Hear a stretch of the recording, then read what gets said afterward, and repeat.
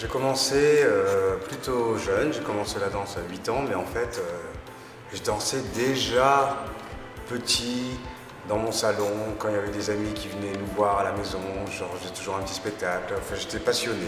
J'étais très jeune déjà dans cette envie de danser, de faire plaisir à quelques spectateurs comme ça qui étaient de la famille proche, mais voilà.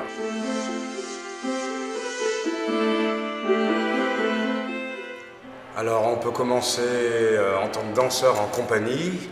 On commence généralement une classe à 10 heures et on a ensuite, qui dure 1 heure et demie, et ensuite on a des répétitions qui peuvent aller de 11 heures à 19 heures, qui peuvent s'arrêter plus tôt et les journées peuvent être plus longues si on a la classe le matin de ballet, les répétitions la journée et le spectacle le soir. Et là, ça reste effectivement des journées plutôt longues.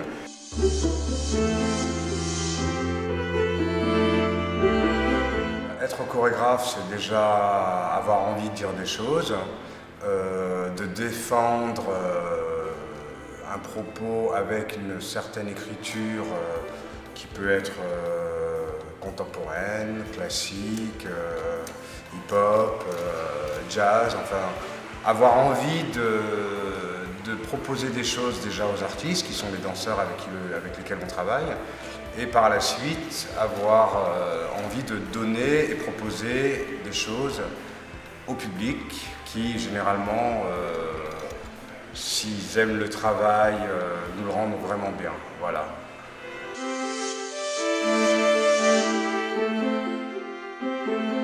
Alors, une journée type d'un danseur, on se lève le matin, alors je veux dire une journée type pour moi.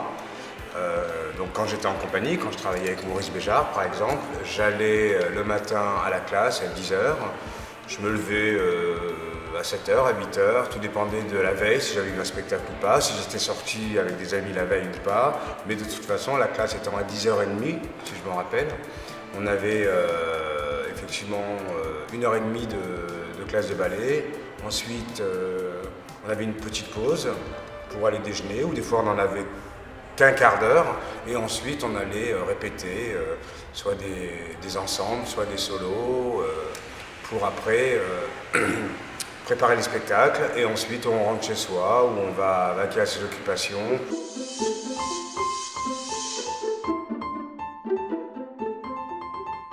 Oui, bah, avant une représentation, ça nous est arrivé, on dansait en Sicile, par exemple, avec Roland Petit. Et une petite anecdote qui était plutôt stressante, c'est qu'il avait plu avant, donc ça avait mouillé tout le tapis de scène, donc le lino.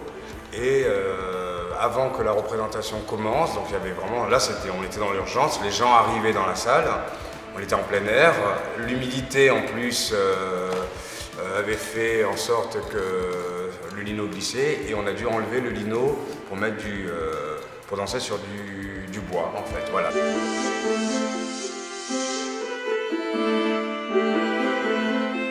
Oh là là, bah déjà les deux sont très différents, et tous les deux m'ont appris beaucoup de choses, énormément de choses, et surtout l'amour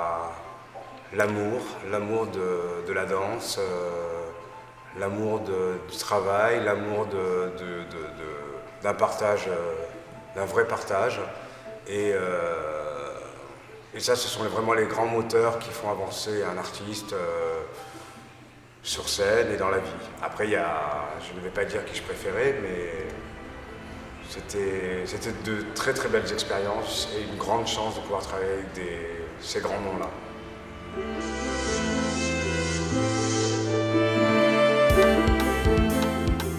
Je pense qu'il y a des petites manies qui sont personnelles, et des fois, de façon générale, on dit effectivement pour les artistes, pas de la couleur verte sur scène, ou ne passez pas sous une échelle, enfin des choses de la vie presque quotidienne. Après, la superstition, personnellement, j'en ai pas. Effectivement, quand on dit merde, si, j'ai un petit truc, c'est la superstition de dire, quand on me dit merde, il ne faut pas dire merci. Voilà, ça c'est, je pense que tout le monde, encore une fois, pas forcément les artistes, mais je dis souvent, ma réponse est souvent, I take it. Je prends.